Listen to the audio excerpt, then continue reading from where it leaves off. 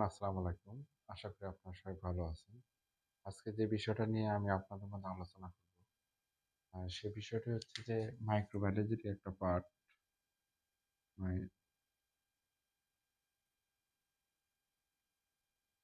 মাইক্রোবায়োলজির একটা পার্ট সেটা হচ্ছে কি লিস্টেরিয়া। মূলত এই লিস্টেরিয়া কি এবং কোথা থেকে উৎপন্ন হয় এবং কাদের জন্য এটা বেশি ক্ষতিকর এবং কেন হয় সে বিষয়টা আমি আপনাদের মধ্যে তুলে ধরার চেষ্টা করব। তো ভিডিওটা না টেনে সম্পূর্ণ দেখার চেষ্টা করবেন। লিস্টেরিয়া হচ্ছে কি এক ধরনের ক্ষতিকারক ব্যাকটেরিয়া যা মানুষের খাবারের মাধ্যমে মানুষের দেহে প্রবেশ করে এবং লিস্টেরিয়াসিস লিস্টেরিয়া টেরিয়াসস রোগ সৃষ্টি করে।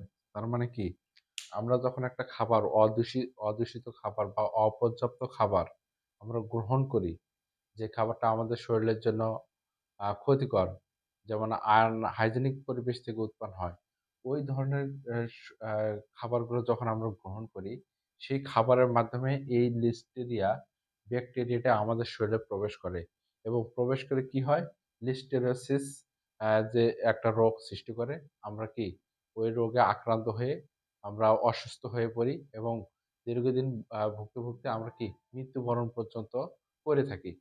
তো আসুন, লিস্টেরিয়া মূলত কোন ধরনের আ জিনিস থেকে উৎপন্ন হয়? এক হচ্ছে ওয়াটার, তারপর কি এনভায়রনমেন্ট।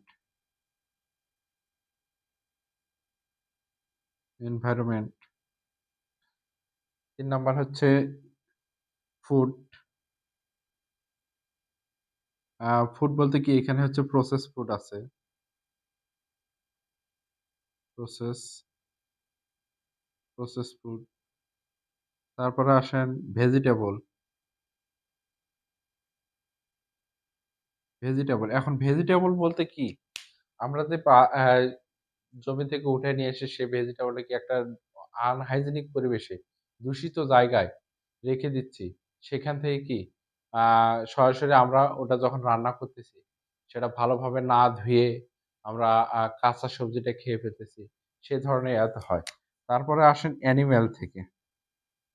অ্যানিমেল মানে সরাসরি পশু আ পশু-পাখি যেগুলো আছে, বিভিন্ন ধরনের পশু-পাখি, সেগুলোর শরীর থেকে এ ধরনের রোগ কি সৃষ্টি হয়।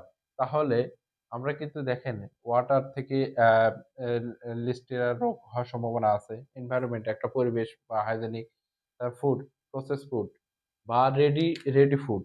ঠিক আছে? Ready to eat, ready to eat. এই ধরনের খাবার থেকে কি লিস্টেরিয়া উৎপন্ন হয়। তাহলে এখন আসেন, এখন এখানে আরো একটা বিষয় আছে। আমরা আ যে জিনিসগুলো এখানে মাংসর কথা বলা হয়েছে। কাঁচা মাংস, কাঁচা মাংস থেকেও কিন্তু কি লিস্টেরিয়া আ ছড়াইতে পারে। এজন্য আমরা যেকোনো খাবার পর্যাপ্ত হিটে, পর্যাপ্ত রান্না করতে হবে এবং পর্যাপ্তভাবে সিদ্ধ করতে হবে।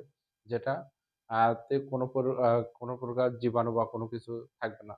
এজন্য আমাদের পরিষ্কার পাত্রে আ ভালোভাবে ধুয়ে রান্নাবান্না করতে হবে এবং ফ্রিজে অবশ্যই যখন আমরা খাবারগুলো রাখবো, একেকটার সঙ্গে যেন লেগে না যায়। এজন্য আমাদের কি আলাদা কন্টেনার বা জারে করে প্রোডাক্ট গুলো রাখতে হবে। তাহলে কি এ ধরনের রোগ-বালাইগুলো থেকে আমরা রক্ষা পাবো।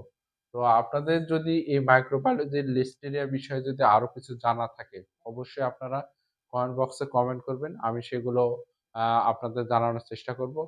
আর আপনারা সবাই ভালো থাকুন, সুস্থ থাকুন। আল্লাহ হাফেজ। আসসালামু আলাইকুম।